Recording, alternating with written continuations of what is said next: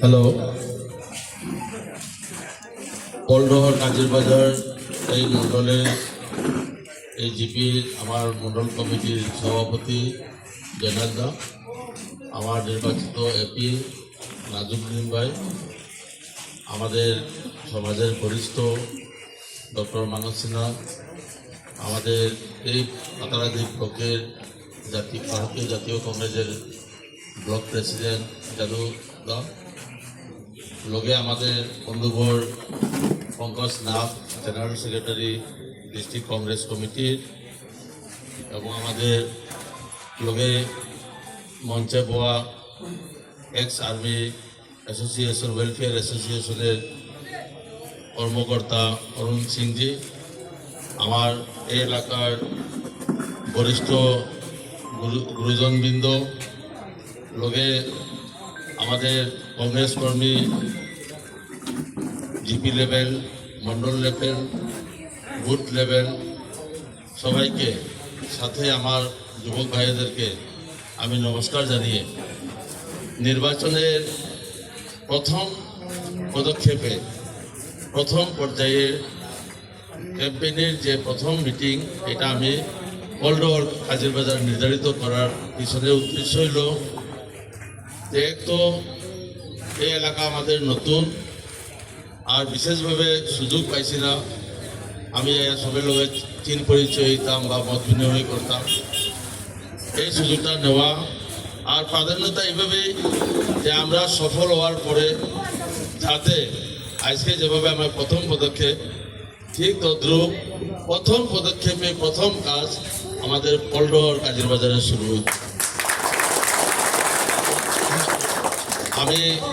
আমাদের পূর্ববর্তী বক্তা সবাই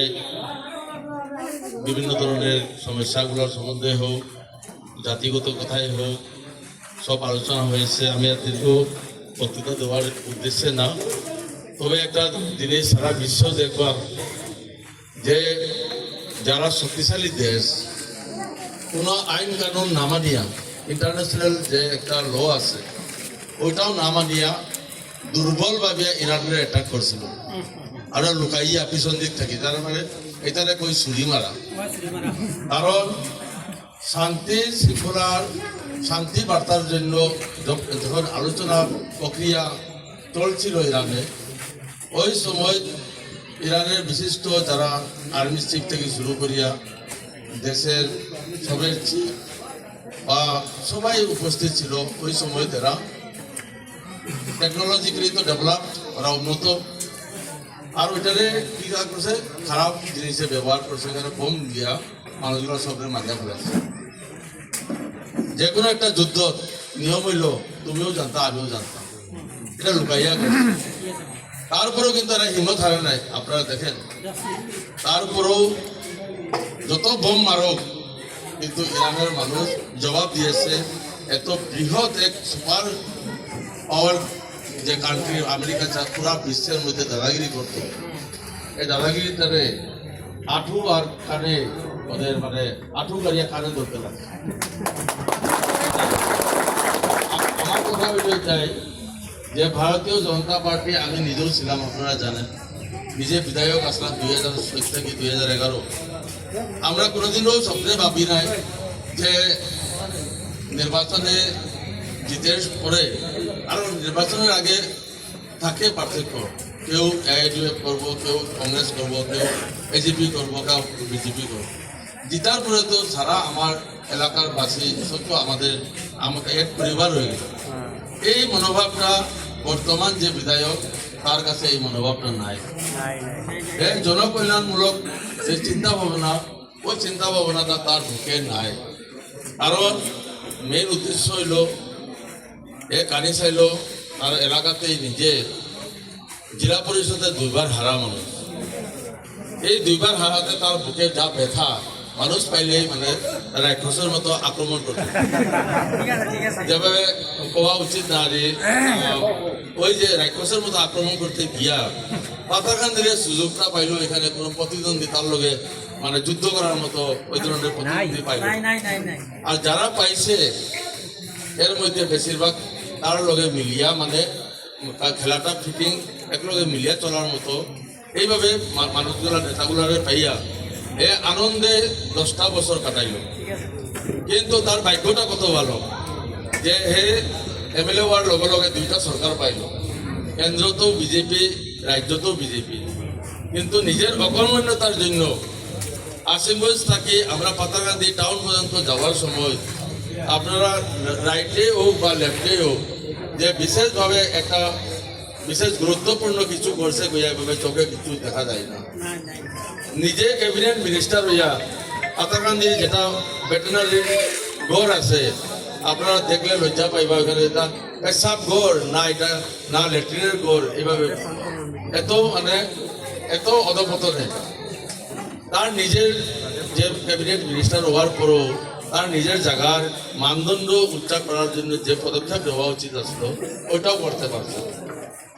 বিশেষ করে তার উদ্দেশ্য অনেক আলাদা, মানে শোষণও করো, দমন করো, লগে দমন, যারা বুটও দৌ তারপরে তার ধাক্কাতে পায়ের নিচে থাকো, এটাই হলো তার কথা, যে জিনিসটা আমরা কখনো সহ্য করতে পারি না। আর এই যে তার বিশৃঙ্খলা বা আইনগতভাবে আজকে দেখেন গতকালকে আমার প্রায় 2 ঘন্টা প্রায় সময় গেছে গিয়া শুধু কেস মামলার কথা নিয়ে। আমাদের ফিশারম্যান ভাইদের ওখানে সামান্য একটা তর্ক বিতর্কের মধ্যে কোনো ঝগড়াও কিছু আসলো না, এর মধ্যে তার একটা সাপোর্ট করিয়া আগে কেস দেওয়া গেছে। আর যারা নাকি বাকি পক্ষটাই যখন গেছে তারা দরিয়া উল্টা বাড়ানি লাগেছে, যে জিনিসটা কোনো কিছু না করিয়া বুঝাইয়াও শেষ করা যাবে না। এটা তো ছোট একটা উদাহরণ, অনেক ধরনের বাগানের লোকরেও বা অনেক ধরনের আমাদের মাইনরিটির লোকও, মণিপুরের লোকরও বা হিন্দু বাঙালির মধ্যেও অনেক আছে। একজন সোশ্যাল মিডিয়া করতে গিয়া তার বিফলতার কিছু জিনিস দেখাইছে গিয়া তারে অ্যারেস্ট করিয়া থানা চালান মানে কোর্টে চালান দিয়ে যাবে। এই ধরনের কাজগুলা দীর্ঘ 6 বছর 5 বছরে আমি থাকার সময় হয়তো আমার মনে নাই আমি কারো করছি মনে নাই। মার্ডার হইলে ওইটার বিচার নাই। অন্যর কথা বাদ দেন, আমাদের মণিপুরী সমাজের 2জন যুবক, একজন মেয়ে মার্ডার হইল, মরা না মানে মার্ডার হইল, ওইটার কেসটা কোনো ধরনের বিচার পাইল না। সম্প্রদায় যেটাও মণিপুরি হোক বা মাইনরিটি হোক, কিন্তু মার্ডার হওয়ার পরে তো একটা বিচার হওয়া উচিত, ওই বিচারটাও পাইল না। তারপরে পারিবারিকভাবে যাদের একটাই সদস্য বা একটাই ছেলে, আর বা নেশাকুর হইয়া বইয়া তারপরে অল্পদিন পরে হেও মরার অবস্থা। ভবিষ্যৎ আমাদের প্রজন্ম যেগুলো যুবকগুলো আইতেছে যদি ছাড়াই নেশাকুর হইয়া যায় গিয়া, তাহলে আমার সমাজ থাকতো কিতা, বিশৃঙ্খলাভাবে হইব, উন্নতি কিতা হইব। সবের উপরে যিনি আমরা যাতে শান্তিতে থাকতাম, আনন্দে থাকতাম, ওই বাতাবরণটা ওই পরিবেশটা করার জন্য আমরা এই পদক্ষেপটা নিয়েছি যে আগামী এই এপ্রিলের 9 তারিখে যে ইলেকশন আইতেছে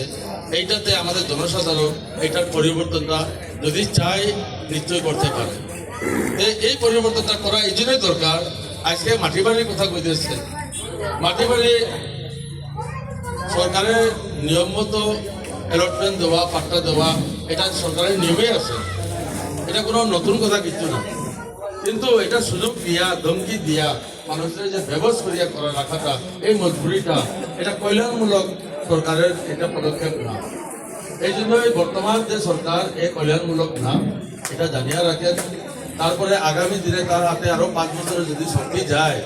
কতটা মানুষের মেরুদণ্ড ভাঙবো এটা ঠিকানা নাই। আর শান্তিতে যদি আমরা বসবাস করতে লাগে, তাইলে আমাদের রাহুল গান্ধীর যে নেতৃত্বে, গৌরব গগৈর যে নেতৃত্বে যে স্বপ্নটা আসামের জন্য চিন্তা করছে, ওইটাতে আপনারা সহযোগ করে নিশ্চয়ই আমাদের এইবার সরকার গঠনের রাস্তা পদক্ষেপে গেছে। এই সরকার আমাদের কংগ্রেস সরকার হওয়ার পরে আপনারা নিশ্চয়ই বাবা শুধু পাতাকান্দি না, সমস্ত আসামের মধ্যে একটা শান্তির পরিবেশ আছে। আর মহিলাদের জন্য হোক, ইলেকশনমুখী, ভোটমুখী যেগুলো নাকি টাকার কথা আইতেছে, আমার মন্ডল জেনারেল দায় একটা মিটিংয়ের সময় আরম্ভণিতে একটা কথা কইলে আমার কথা লাগছে যে এরা অমুকদের দিয়া মিটিং বাতিল করতে চান দেখেন তার কিনা চিন্তা করা দরকার 10 বছর হে নিজের সরকার থেকে কাজ করা মানুষ যদি এত ভালো কাজ করতো তাহলে তো বিরোধী দলে কি মিটিং করে কি না করে তার তো এত পরোয়া করার ইচ্ছা দরকার আসলো না আজকে ঘুম নাই তার পয়সা বিলাইতে শেষ হল এত কষ্ট কেন করতে লাগে তার এত কষ্ট করার দরকার আসলো না তো এত আরামে জিতে যায় কারণে কিন্তু কষ্ট করতে লাগতেছে এই জন্যই জানে কিতা কাজ করছে কি কাজ করছে জনতার মানুষের মুখে ব্যথা আছে আমি জায়গার নাম কয়ার না একজন ছেলে স্কুলে গেছে পরীক্ষা দিত পরীক্ষা থেকে আয়া দেখে তার ঘর ভাঙ্গা এখন ছেলেটা ভাত খাইতো এই ছেলেটার মনে আমরা যারা বয়স্ক হয়েছি আপনার চিন্তা করে দেখেন ওই ছেলের সময় যদি আমরা ওই আর স্কুল থেকে আয়া ঘরে ভাত খাইতাম হইয়া আইতে গরু নাই ভাত তো বাকি দূরের কথা গরু নাই ছেলেটাই কাঁদতে মাটিতে পড়িয়া গেছে এই অবস্থাটা কি কে করলো এটা কি একটা কল্যাণমূলক সরকারে করেন নাকি যার জন্য উপস্থিত সবাইকে আমি আপনাদের আশীর্বাদ কামনা করে আগামী দিনে যাতে আমরা একজুট হয়ে থাকবো সমাজের মধ্যে থাকে একে মা বাবার পেটও সব বায়ুরা সমান থাকে না কেউ না কেউ থাকবো বিজেপি করুক আমাদের অসুবিধা নাই কিন্তু আপনারা একটু ওদেরকে অনুরোধ করো হে বিজেপির ভোটটা দিয়া দো কিন্তু হে যাতে বাড়াবাড়ি করিয়া বাকিগুলো যাতে নষ্ট না করে ওইটার জন্য অনুরোধটা রাখো আর তো ওদের তো মজবুরি আছে যে কোনো কারণে এরা বিজেপি করতে যান হে তার বিজেপির ভোটটা দিয়া দো কিন্তু বাকি মানুষগুলো যাতে বাদ না বানায় বাকি মানুষগুলো যাতে ডিস্টার্ব না করে ওইটার জন্য আপনারা আমার বিশেষ করে যুবক ভাই আর মুরব্বীরা একটু ওটা খেয়াল রাখো আগামী দিনে আমাদের নিশ্চয়ই জয় হবে কারণ আমরা যদি মণিপুরি এইদিকে চা বাগানে আর লগে হিন্দু বাঙালি তারপরে বৃহৎ মাইনরিটির একটা মানে সাপোর্ট পাওয়ার পরে আমরা কি তা হারার পথে উনি তাহলে হে জিততে করছে কি তার অঙ্কটা যায় এই জন্যই তার হারাটা নিশ্চিত তার জন্য হে নিশ্চয়ই মাথার মধ্যে ধুস ধরছে এই জন্য আরো উল্টাপাল্টা আর আরো মানুষের লোক দেখা দিতেছে যে তোমার জিওটেক করছে ইন্দিরা আবাস পাইবাই এই রাস্তা মনরেগার মধ্যে এটা দিয়া দিমু ওইটা দিয়া দিমু আমার সময় আমি বিজেপির এমএলএ আসলাম মাত্র একটা জিপি বাজারেছিলাম ওইটা বিজেপি আসলো বাকি 19টা জিপি সারা কংগ্রেস আসলো আমার অপোজিশন আসলো কিন্তু কোনো জিপি সেক্রেটারি কোনো জিপির মেম্বার বা কোনো জিপির প্রেসিডেন্টে কইতে পারতো নাই যে আমি ওদেরকে একদিনও কষ্ট দিচ্ছি আমাদের উদ্দেশ্যটা কি তা আমাদের উদ্দেশ্যটা হলো যাতে সমাজের লোক আনন্দে থাকে আনন্দে থাকতে হলে কি কি কাজ করণীয় ওইটা আমি করিয়া যেতাম এখন লোভনীয় ভাবে যেভাবে জোর করে আইলো আমি আমার চেয়ারও থাকতাম এটা এই যে দ্বন্দ্বটা করতেছে অ্যাকচুয়ালি এটাও বিজেপির মূল আইডিওলজি না বিজেপির মূল আইডিওলজি না এগুলা সব হাইব্রিড কংগ্রেস অ্যাকচুয়ালি আগে তরুণ গগৈজি থাকার আগের যেগুলা কিছু কংগ্রেসজি আসলো যেগুলো নাকি একটু মানে দুগাছড়া আসলো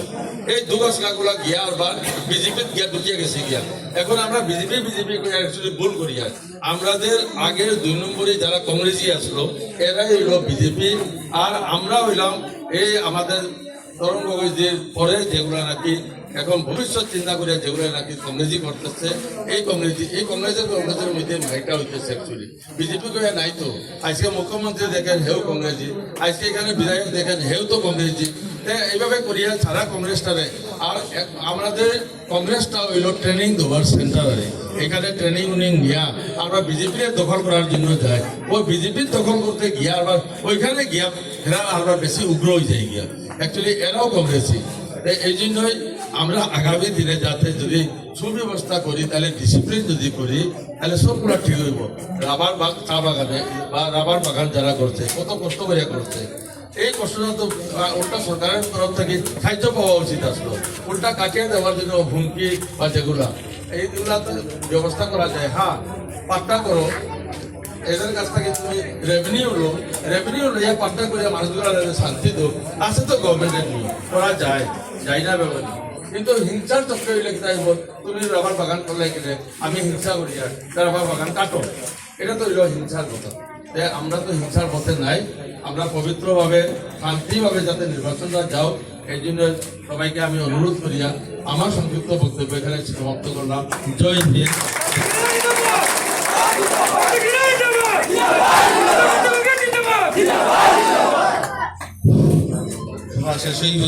শেষ হইব দুইটা মাস মাঠিয়া এবং আমার এমএলএ মহাশয়কে বুথ প্রেসিডেন্ট গুলা সিনাকি করার লাগে 2 মিনিট টাইম চাইয়া, আর ও 2 মিনিট মাত মাঝখানেও একটা মাত হইয়া আল হায়াউল সুহুবুতুল ইমান। আমরা হায়া মানুষের ইমানের অঙ্গ, হায়া মানুষের ইমানের অঙ্গ। দেখা যারা এরা বিজেপি করে, দুই কোয়ালিটির মানুষে বিজেপি করে, এক লুপে এবং এক চাপে। আমার প্রেসিডেন্টের 1250 টাকার আপনারে দেয় অরুণোদয়, আর হে 12.5 কোটি টাকার কাম আনে, 12.5 কোটি টাকার কাম আনে। কথা বিদায় একথা পঞ্চায়েতের মেম্বার হল 40 লাখ 50 লাখ টাকার কাম দেয়। কথা আপনারা ভাড়া দিতে না, আমরা সম্পদ দিতরা সাইডি একটা কথা কইছে, ঠুকাইয়া 150 বছর বাঁচাচ্ছে, কুন্দ্রিয়া 1 ঘন্টা বাঁচুন জানি, এটা 1 ঘন্টার দাম থাকে। আমরা মুসলমান, আমরা জজবা আছে। 313 জনে 1000-এর মধ্যে যুদ্ধ করে তৈরি করছে, আর আমরা 30 কোটি মুসলমান। আমরা এখন সমস্ত ভারতবর্ষ লাভ খাইয়া আপনারা হুশ করবা। আর এখন আমার বুথ কমিটির প্রেসিডেন্ট